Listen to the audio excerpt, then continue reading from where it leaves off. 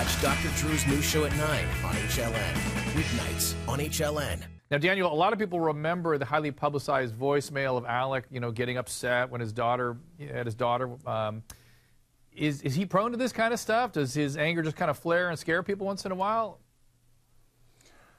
I mean, at first I thought it was a joke. If I know my brother Alec and he was upset to the point where he went into the bathroom, he was probably losing the game, is what it really boiled down to.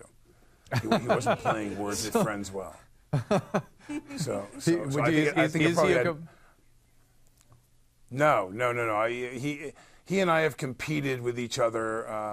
I've seen many a tennis racket get broken, and but he's also a very caring, loving person, and so I don't know what was said. I wasn't on the plane. It's funny you would say that, Dan. Let me tell you something, because I know all you guys. I think I've met every one of your brothers, and the Baldwins could not be. Lonnie, back me up on this. Could not. You met the various Baldwins? Yeah, I know Daniel. I work with him. You know Daniel, and they could not be a more delightful, bright, charming group of guys. But you guys all have one thing in common, and I want to sort of challenge you with this, Dan, is you're all sort of physically, I wouldn't say intimidating, but you're big guys, and you all have a little like an undercurrent of intensity about you. That you think maybe they just read the wrong way or something?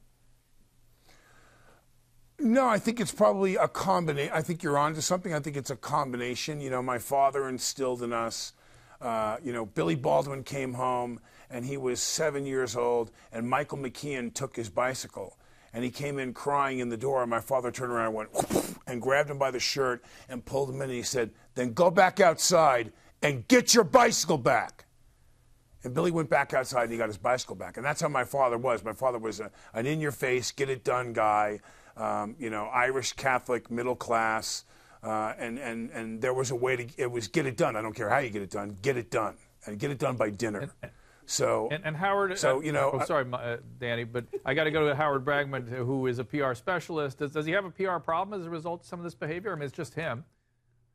Well, a couple things. Number one, it reinforces the worst of celebrity behavior, which is people think there's a sense of entitlement, Drew. And the second thing it does, it reinforces his own anger issues. And I think the third thing it does, that it really hurts him because, as you said, he's a creative, talented, compassionate guy. And I know he cares about people, and particularly working class people, where the Baldwin family comes from. And this makes it look like he's an arrogant butthead who doesn't care about working people. And I can tell you, Drew, I have an aunt who's been flying for a number of years as an American flight attendant. There's a lot of indignities to passengers. There's an equal amount to the staff who've had their salaries cut, who are working for a bankrupt company, who are worried about their pensions. And I don't like the bullying of the little person. And he did it to a barista a couple weeks ago by tweeting something about Starbucks. He's bigger than that. Lonnie, take us home with this. How do we make sense of all this? Come on now. Okay, first of all, it's American Airlines, not Alec Airlines. That's the first thing. First thing. Okay? Well, he's been on it enough times, he's kind of thinking it was his. In fact, when I've run into him, it's been on American Airlines. Right, but that means maybe he needs to take a jet. And then, secondly, he insinuated that the flight attendants were old. Ooh. First of all, I like old flight attendants because they make good coffee. Nothing's wrong with that. And he's not a spring chicken. Who is he to talk about somebody? He in his 50s like you, right? Yeah.